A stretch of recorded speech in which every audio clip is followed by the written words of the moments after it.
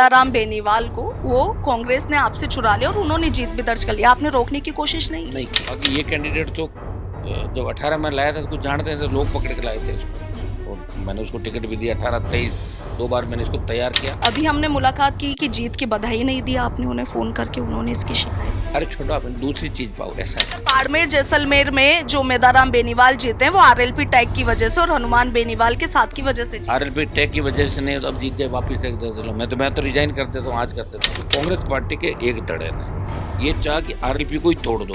RLP के बिना कोई हवा ही नहीं बढ़ती कांग्रेस पार्टी, ये गलत फहमी के अंदर है। हनुमान बेनीवाल को राज्यपाल या उपराज्यपाल से किसी प्रकार की निजी टीस है, क्योंकि आप बार बार सवाल उठाते रहते हैं। ऐसे तो गवर्नर का पद किस काम का, ऐसे ही लाके बिठा रखा, कितना खर्चा हो रहा है इस पद के अंदर, आप बताएं।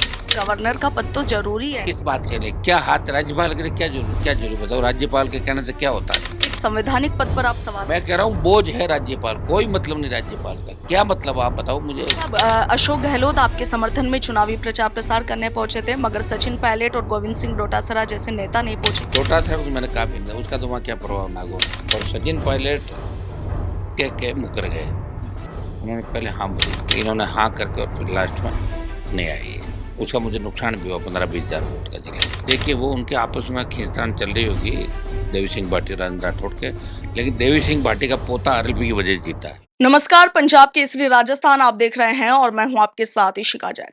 लोकसभा चुनाव 2024 खत्म हो चुके हैं, नतीजे आ चुके हैं और इसके साथ ही एक नई सियासी चर्चाओं का जो दौर है वो शुरू हो गया है।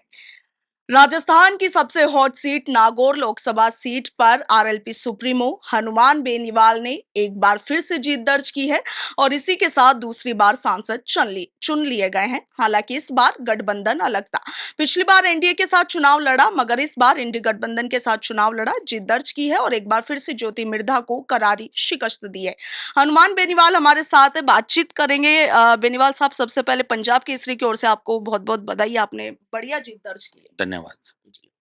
ज्योति मिर्धा को एक बार फिर से हरा दिया है। मिर्धा परिवार और हनुमान बेनीवाल की अदावत बरसों से चली आ रही है। विधानसभा चुनाव हुए, लोकसभा चुनाव हुए, जो बयानों का दौर था वो लगातार जारी रहा, क्या कहेंगे?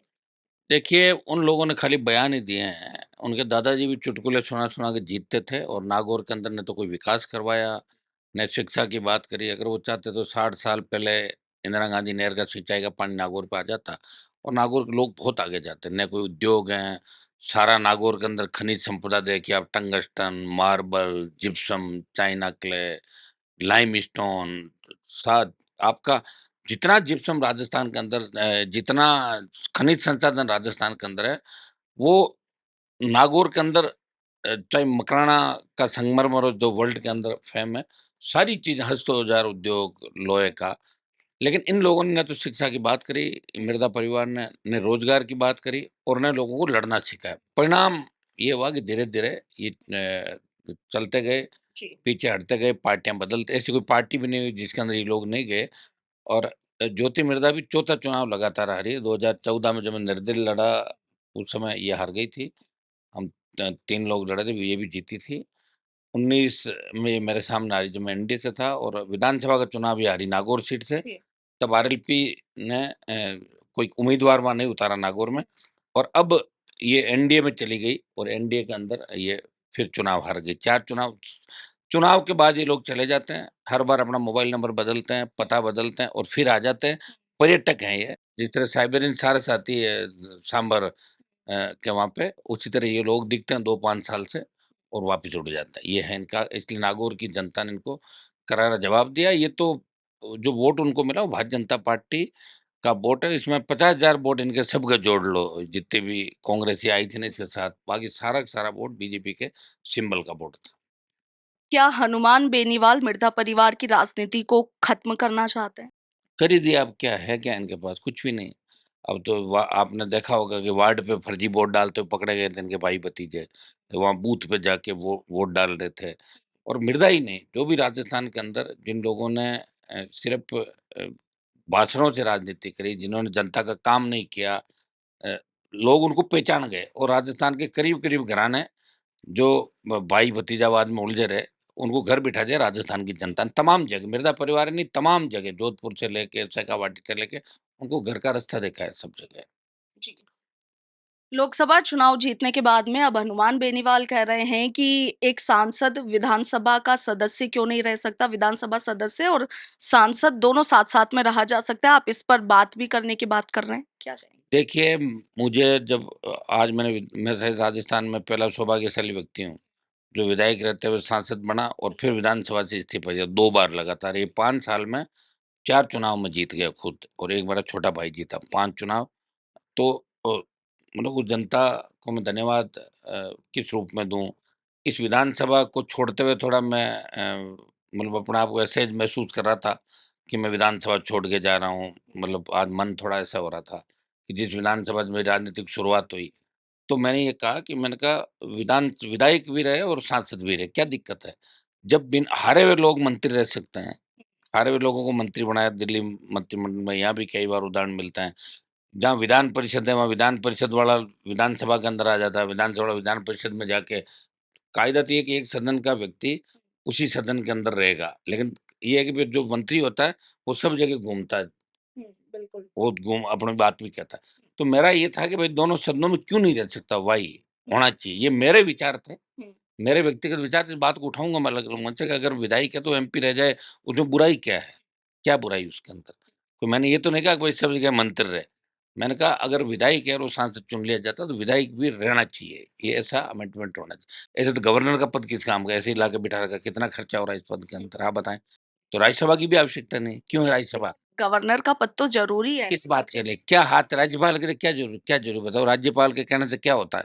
राज्यपाल का पद एक ही चीज़ में ज़रूरी है कि जब सरकार को भंग करना होता है, तो इससे रिपोर्ट माँगी जाती है। बाकी राज्यपाल के कहने से कुछ भी नहीं होता और जो करोड़ों रुपए राज्यपाल खर्च करता है, उसकी ऑडिट नहीं होती। ये एक बोझ है एक तरीके से राज्यपाल। तो एक संवैधानिक पद पर आप सवाल। मैं कह रहा हूँ बोझ है राज्यपाल, कोई मतलब नहीं राज्यपाल का। क्या मतलब आप बताओ मुझे? कोई आवश्यकता ही नहीं इनकी। तो अंग्रेज़ों के बनाए कानून लेके चल रहे हो आप, एक तरफ तो आप कानून कम करने की बात कर रहे हो, एनडीए वाले एकदम बढ़ाते जा रहे हो। मैंने पहले भी माँग करी थी कि गवर्नर का पद भी खत्म होना चाहिए। कहाँ आवश्यकता है गवर्नर के पद की? बताओ मुझे, क्या गवर्नर क्या और क्या जब सरकार विरोधी होती है, तो गवर्नर कुछ भी अरे तो संविधान के अंदर अमेंडमेंट भी तो हो रहा है ना बार-बार। संविधान जब बना था तो संविधान बनने के बाद संविधान में कितने बदलाव हुए। आप देखिए, संविधान में कितने बदलाव आज उपराष्ट्रपति का पद है जैसे, उपराष्ट्रपति करोड़ों रुपए खर्च करके और अपना बंगला बना रहे हैं वो अभी राष्ट्रपति के बगल में। अब करोड़ों अरबों रुपए वो पैसा किसका है? वो जनता का पैसा है। तो जनता के पैसे इनकी आवश्यकता को नहीं सिर्फ राज्यसभा के सभापति के तौर पे ये राज्यसभा की कराते हैं। वो तो अलग से कर लो। मैं तो कह रहा हूँ आवश्यकता ही नहीं भाई इन पदों की, कहाँ आवश्यकता है? ये तो वही वो कर रहे हो आप सारा का सारा। तो वही जो एक लीक चली आ रही है उसी पीछे चल रहे हो। गवर्नर के पास क्या पावर है, क्या ताकत है गवर्नर के पास? अगर अगर गवर्नर चाहे तो किसी थानेदार को भी नहीं हटा सकता। गवर्नर आरआई पटवारी ग्राम सेवक नहीं हटा सकता। तो बोझ है, सिर्फ लोगों को खाना खिलाना, चाय नाश्ते का बिल करोड़ों अरबों रुपए खर्च कर देता राज्यपाल और कोई मतलब नहीं राज्यपाल का। ये मैंने पहले भी डिमांड करी कि खत्म होने चाहिए फालतू के पद जितने भी हैं और ये फालतू के जो कानून है ये भी खत्म होने चाहिए। आवश्यक क्या है वो लाना चाहिए। आज आज आज हमारी क्या सीक्रेसी बताएं मुझे। आज हम अगर जीवन जी रहे हैं, सरकार हमारे फोन टैप कर लेती है। आज हस्बैंड वाइफ कोई बात करते हैं उसको भी सरकार सुन लेती है, ब्लैकमेल कर सकती है किसी को भी।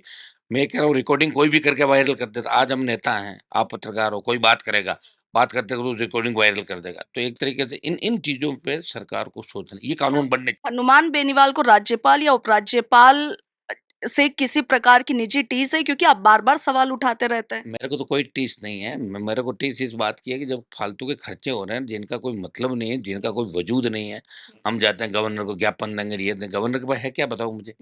क्या ज्ञापन से आज तक गवर्नर को ज्ञापन देने से कोई काम हुआ 70 साल में राजस्थान के अंदर? मैंने कितने ज्ञापन गवर्नर को दिए, कितने राष्ट्रपति तक पहुँचे।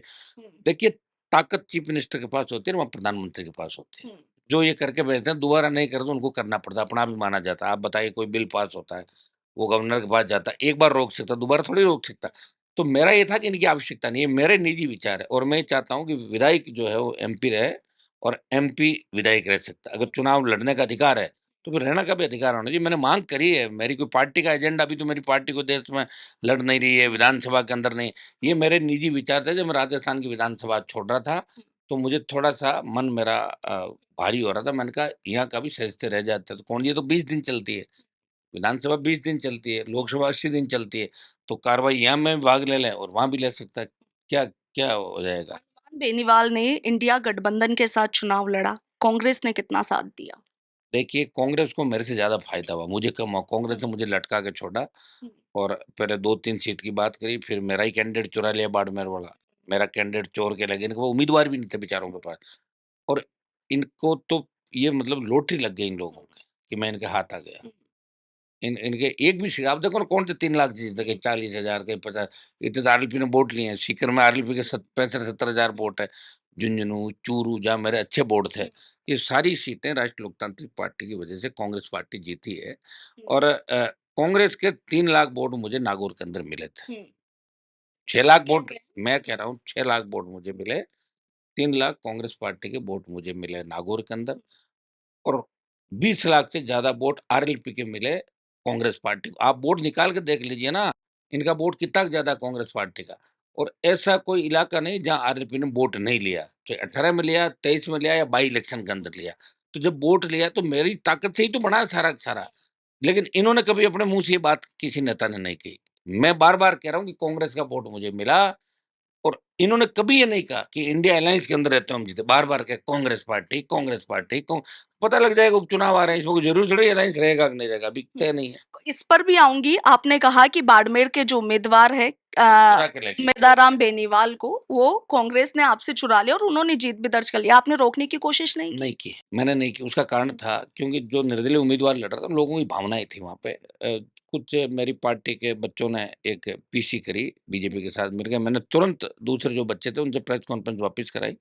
मैंने कहा इस स्थिति में जो कंटेस्टिंग उम्मीदवार है उ उससे ये ठीक है। ये मेरी भावना थी कि मेरी वजह से कोई ऐसा काम नहीं हो। बाकी ये कैंडिडेट तो जब 18 में लाया था तो कुछ जानते थे, लोग पकड़ के लाए थे इसको। और मैंने उसको टिकट भी दिया 18-23 2 बार मैंने इसको तैयार किया। सिर्फ़ इनको जब लगा कुछ नहीं है, हनुमान जी की बात चल रही ऊपर लेवल पे, तो कांग्रेस पार्टी के एक धड़े ने ये चाहा कि आरएलपी को ही तोड़ दो, तो आरएलपी टूट जाएगी, तो हनुमान जी वैसे धराशायी हो जाएँगे, लोगों के अंदर मैसेज उल्टा चला जाएगा और ये कांग्रेस की राजनीति जो थी, उसमें ये लोग मुझे भी कमज़ोर करना क्षेत्रीय दलों को सब मारना चाहते हैं। बीजेपी भी मारना चाहती है, कांग्रेस भी क्षेत्रीय दलों को पनपने नहीं देना चाहती। और जो पनप जाते हैं तो उसके बाद सरेंडर भी जल्दी हो जाती है, आपने देखा होगा इन कांग्रेस बीजेपी को। तो इन्होंने इनके पास कैंडिडेट नहीं था जीतने वाला, इसलिए मेरा कैंडिडेट चुराया इन्होंने और खड़ा कर दिया और जीत। मैं आपको क्या कह रहा हूँ, आरएलपी के बिना कोई हवा ही नहीं बढ़ती कांग्रेस पार्टी, ये गलतफ़हमी के अंदर है। अब जो उपचुनाव हो रहा है इसमें भी हम बात करेंगे, मैं दावा देवली उन्नाव पे भी करूँगा जहाँ 20,000 वोट मैंने लिए हैं, गेहूँ सब तो रहेगा ही रहेगा मेरा। झुंझुनू पे भी दावा करूँगा, जहाँ मेरे समर्थक हैं, मेरे फॉलोवर हैं, मेरे वोट हैं, वहाँ मैं मेरी पार्टी को मजबूत करूँगा राजस्थान के अंदर, किसी का पिछलग्गू नहीं हूँ। हाँ, ये सही है इंडिया अलायंस के अंदर था, एनडीए का दिमाग खराब हो गया था, मोदी को मैंने चुनौती दी, मैंने कहा आना आपको राजस्थान में ठीक करेंगे, मैंने मेरा धर्म निभाया राजधर्म, बीजेपी की खिलाफत करी मैंने और हराया भारतीय जनता पार्टी को। अगर ये कांग्रेस के लोग सही ढंग से चलते, जयपुर ग्रामीण की सीट इनकी आती, कोटा की आती, अलवर की आती, बीकानेर की आती, जोधपुर की आती, लेकिन इन्होंने हमारा उपयोग ही नहीं किया। आप कह रहे हैं उम्मीदवार बेनीवाल के लिए कि उन्हें कोई जानता नहीं था। देखिए, उम्मीदवार बेनीवाल से पंजाब केसरी की टीम ने भी चुनाव से पहले भी और जीतने के बाद भी मुलाकात की थी, इंटरव्यू किया था। उन्होंने कहा वो आपको बड़ा भाई मानते हैं। अभी हमने मुलाकात की कि जीत की बधाई नहीं दी आपने उन्हें फ़ोन करके, उन्होंने इसकी शिकायत। अरे छोड़ो आपने दूसरी चीज़ पाओ, ऐसा है। आप उस बात पे बताओ कोई और बात टॉपिक पे आओ आप, ठीक है? उस बार-बार उसके बाहर करके कोई इतना बड़ा नेता नहीं, उसी के बारे में बात करूँ। मैंने कांग्रेस पार्टी पे बोल दिया कि कांग्रेस पार्टी ने मेरा उम्मीदवार चुरा लिया, ठीक है ना? तो चुरा के लड़ लिया चुनाव, हो गई बस बात। अब मैं आपको क्या कर रहा हूँ, मुझे बीजेपी को सबक सिखाना था। मतलब बाड़मेर जैसलमेर में जो उम्मीदवार बेनीवाल जीते हैं वो आरएलपी टैग की वजह से और हनुमान बेनीवाल के साथ की वजह से जीते आरएलपी टैग की वजह से नहीं तो अब जीत जाए वापिस एक दे दे लो। मैं तो रिज़ाइन कर देता हूँ, आज कर देता हूँ। हैं। वो कांग्रेस को कहो अपने 4 रिज़ाइन करा दे 8 नहीं कराए, 2 ही करा दे। 2 कांग्रेस करा दे और मैं रिज़ाइन करता हूँ। मैं मेरे दम पे लड़ूँगा, कांग्रेस अपने दम पे लड़े, 1 जीत के दिखा दे। नहीं होता ऐसे। कहने से अलग होता है नहीं। तो कांग्रेस के ज़माने में कौन-सी गलतियाँ नहीं हुई राजस्थान में? आपने देखा नहीं कि हमने ही वो मुद्दे उठाए थे पेपर लीक के, बजरी के तमाम मुद्दे। तो दोनों मिले हुए हैं बीजेपी कांग्रेस से, ये बात हुई थी। India alliance Bharatiya Janata party Modi को सबक सिखाने के लिए अग्निवीर, किसान आंदोलन, पहलवानों के मामले, ये सारे मामले मैंने उठाए थे, हर जगह मैं था। बिल्कुल। और राजस्थान का प्रतिनिधित्व सिर्फ मैं करता था, कांग्रेस पार्टी नहीं थी वहाँ। कांग्रेस का एक भी एमपी नहीं था। तो इस बीजेपी, एक हनुमान बेनीवाल था जो राजस्थान के सम्मान की लड़ाई लड़ रहा था वहाँ पे हमेशा। फिर भी कांग्रेस वाले कहते थे 25 बीजेपी के सांसद, 25 कहाँ, तो मैं तो अलग था। उनको पता ही नहीं उन लोगों को। ठीक है, अब उनका तीर चल गया और हमेशा तीर निशाने पे नहीं लगते, आप भी जानते हैं, कई बार परिस्थितियाँ हो जाती है और जैसा कांग्रेस पार्टी ने मेरा नागौर के चुनाव के अंदर मैं इतना ही कह सकता हूँ कि मुस्लिम मतदाताओं ने पूरे वोट मुझे डाले थे। इससे ज़्यादा मैं कुछ भी नहीं कहूँगा। बाकी कांग्रेस कहाँ थी, बीजेपी कहाँ थी, कांग्रेस के विधायक कहाँ थे, नेता कहाँ थे, पूर्व विधायक कहाँ थे, वो फीडबैक आप ले लेना, आपको अपना आप धीरे-धीरे मिल जाएगा सारा। हुँ। जी। अच्छा बेनीवाल साहब अशोक गहलोत आपके समर्थन में चुनावी प्रचार-प्रसार करने पहुँचे थे, मगर सचिन पायलट और गोविंद सिंह डोटासरा जैसे नेता नहीं पहुँचे, क्या वजह मानते छोटा था तो मैंने कहा भी नहीं, उसका तो वहाँ क्या प्रभाव नागौर के अंदर हैं? है भी नहीं, वहाँ क्या प्रभाव, उनसे बड़े नेता तो बैठा है ना वहाँ नागौर के अंदर। सचिन पायलट को अशोक गहलोत आए थे और मैंने भी उनके बेटे का प्रचार किया था, बिल्कुल, 2 रैली करी मैंने रहते हैं। और सचिन पायलट कह के मुकर गए। हुँ, उन्होंने पहले हाँ भरी, हुँ, परबतसर के अंदर कुछ गुर्जर वोट है मेरे संसदीय क्षेत्र में करीब 30,000 जी, पूरे जिले में, जी। तो मैं चाह रहा था गुर्जरों में एक बार आए तो ठीक रह जाए, लेकिन इन्होंने हाँ करके और फिर लास्ट में नहीं आई है। उसका मुझे नुकसान भी हुआ 15-20 हज़ार वोट का जिले का। अगर सचिन पायलट आते तो और ज़्यादा वो मार्जिन के साथ आप कोई फ़र्क नहीं पड़ता, वो नहीं भी आते तो भी मैं जीता हुँ, और आते तो 2-5 हज़ार ज़्यादा उनके बिना भी 18 में पार्टी बना के जीता हूँ, हुँ, 13 में जीता हूँ। हुँ, मैं ये कह रहा हूँ कि एक ही बात हो गई कि राजस्थान में पार्टी बना के किसी व्यक्ति ने अगर लंबी लड़ाई लड़ी वो हनुमान बेनीवाल है। इससे ज़्यादा मैं कुछ नहीं कह सकता। मैंने कई लोगों को देखा, जो अपनी पार्टी के खिलाफ बगावत करते थे, फिर उसी कमरे में घुस जाते थे। हुँ। हाँ, इस बात में कोई दो राय नहीं है कि हनुमान बेनीवाल ने जो तीसरा मोर्चा राजस्थान में खड़ा किया है, आरएलपी मजबूती के साथ खड़ी है और हमेशा चुनाव में अच्छा प्रदर्शन भी कर रही है, तीसरे मोर्चे के अगर नज़रिए से देखा जाए तो। मगर इसके साथ ही सोशल मीडिया पर एक और बात उठ रही है कि पहले एनडीए के साथ गठबंधन में चुनाव लड़ा, चुनाव जीतने के बाद में साथ छोड़ दिया। अब इंडिया गठबंधन के साथ चुनाव लड़ा, तो चुनाव जीतने के बाद में फिर साथ छोड़ दिया। दम है मेरे अंदर, हुँ, दम है। 7 पार्टियाँ मेरे से करती है, हुँ, मैं पार्टियों के पीछे नहीं भागता हुँ, और 4 तारीख को जब रिज़ल्ट आए थे देश के अंदर, हुँ, परिणाम आए थे, जब एक-एक एमपी की आवश्यकता हुँ, थी, इंडिया वाले मुझे भूल गए थे हुँ, और एनडीए भाग रहा था पीछे, फिर भी एनडीए की तरफ नहीं गया, इंडिया की तरफ ही खड़ा हूँ, हुँ, विपक्ष में खड़ा हूँ। हुँ, मुझे मंत्री का शौक नहीं, 3 में ही बन जाता। वसुंधरा राजे से लड़ाई लड़के, उसको बाहर का रास्ता मैंने ही दिखाया था। मैं तो देखता हूँ आज जितने बड़े नेता हैं ना, किस तरह स्टेट एंकर पे वसुंधरा कदमों में पड़े रहते थे। मैं जानता नहीं औकात किस नेता की कितनी है। मैं से कुछ छिपाया क्या ठाण में से लेके आज तक राजनीतिक सफर सारा। मैं इंडिया के साथ नहीं था, एनडीए एनडीए को इसलिए छोड़ा कि किसानों के बिल आए। तीनों कृषि बिलों के लिए उत्तरी भारत में एक व्यक्ति ने जो मिनिस्टर बन सकता था, उसने हमेशा मोदी का साथ छोड़ा और इंडिया के साथ इसलिए था कि बीजेपी को मारना था। मैं भी चाहता था किसी की बी टीम बन के काम कर हुँ, सकता था, कांग्रेस मर जाती यहाँ पे। कांग्रेस को भी ज़िंदा रखना था, क्योंकि विपक्ष ज़िंदा रहेगा जभी तो बात होगी और अब लड़ाई लड़ूँगा तमाम मुद्दों पे, पेपर लीक की घटनाएँ जो हुई कांग्रेस कार्यकाल में, पेपर लीक के कौन लोग थे, तो आप क्या ऐसे ही थोड़ी छोड़ दूँगा। मैं इंडिया में मेरा अलायंस है, लेकिन मेरे मुद्दे तो वैसे ही रहेंगे ना जो है मुद्दे, वो मुद्दे थोड़ी छूटेंगे। हनुमान बेनीवाल ने काफ़ी किया है, पूरे राजस्थान की, पूरे प्रदेश की जनता जानती है, इसमें कोई दो राय नहीं है।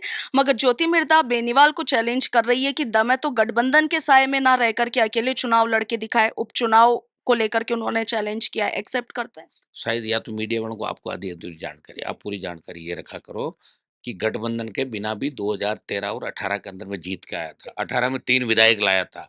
सारे उपचुनाव बिना गठबंधन लड़े, बीजेपी की जमानत जब्त कराई, कांग्रेस की जमानत जब्त कराई और मेरे सामने 2003 से लेके अब तक 8 बार कांग्रेस पार्टी आ रही है। कहीं चौथे नंबर रही, तीसरे नंबर पे और भाजपा भी हार गई, 4 बार जमानत जब्त हुई। तो उसके कहने से क्या बार-बार उसका नाम ले रहे हो? कोई इतनी बड़ी नेता नहीं है वो। जो वसुंधरा गहलोत और जो दूसरे बड़े-बड़े नेता थे, उनसे मैं लड़ता रहा, मोदी से लड़ लिया, उसको बार-बार क्यों आप हवा के अंदर मीडिया वाले चलाते रहते हैं? जी। कभी तो कहते थे भजन लाल से हनुमान जी मिले, कभी कुछ कह देते थे। आप लोग आपस में ऐसी बात नहीं करनी चाहिए मीडिया को। अच्छा बेनीवाल जी एक लास्ट मेरा क्वेश्चन है आपसे देवी सिंह भाटी वसुंधरा राजे के करीबी माने जाते हैं। हाल ही में उन्होंने अपना बयान दिया है कि राजस्थान में जो बीजेपी इतनी सीटें हार गई है, उसके पीछे राजेंद्र राठौड़ जैसे दिग्गज नेता को कारण बताया है। कई कारण भी उन्होंने दिखाया। आपका क्या स्टैंड है? देखिए, वो उनके आपस में खींचतान चल रही होगी, देवी सिंह भाटी, राजेंद्र राठौड़ के, लेकिन देवी सिंह भाटी का पोता आरएलपी की वजह से जीता है, इतना ही मैं कह सकता वो कैसे अगर इस पे हूँ। वोट लिए ना 30,000 आरएलपी ने, वोट लिए इसलिए जीत गए वो। वोट नहीं लिए फिर हार ही रहे हैं वो तो 2-3 बार से पहले।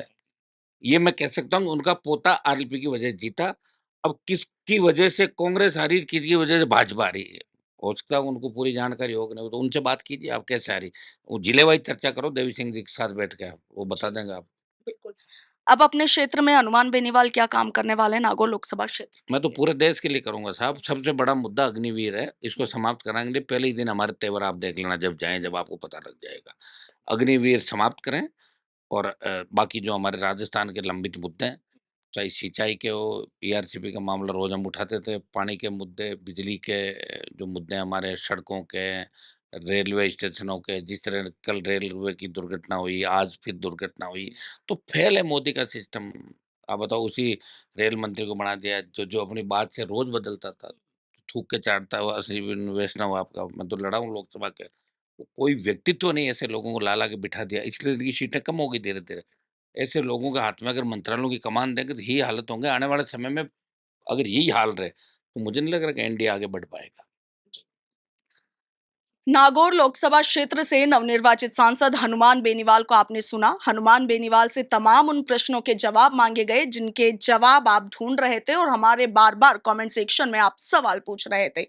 क्या हनुमान बेनीवाल के इन जवाबों से आप संतुष्ट है? ज्योति मिर्दा, रिचपाल मिर्दा, मिर्दा परिवार, उम्मीदवार राम बेनीवाल, कांग्रेस, बीजेपी, तमाम जो मुद्दों पर हनुमान बेनीवाल ने कहा, कितना संतुष्ट है? कमेंट सेक्शन में जरूर बताइएगा। फिलहाल के लिए इतना ही। मैं आपके साथ इशिका जैन, वीडियो जर्नलिस्ट कृष्ण कुमार शर्मा के साथ, पंजाब केसरी, राजस्थान।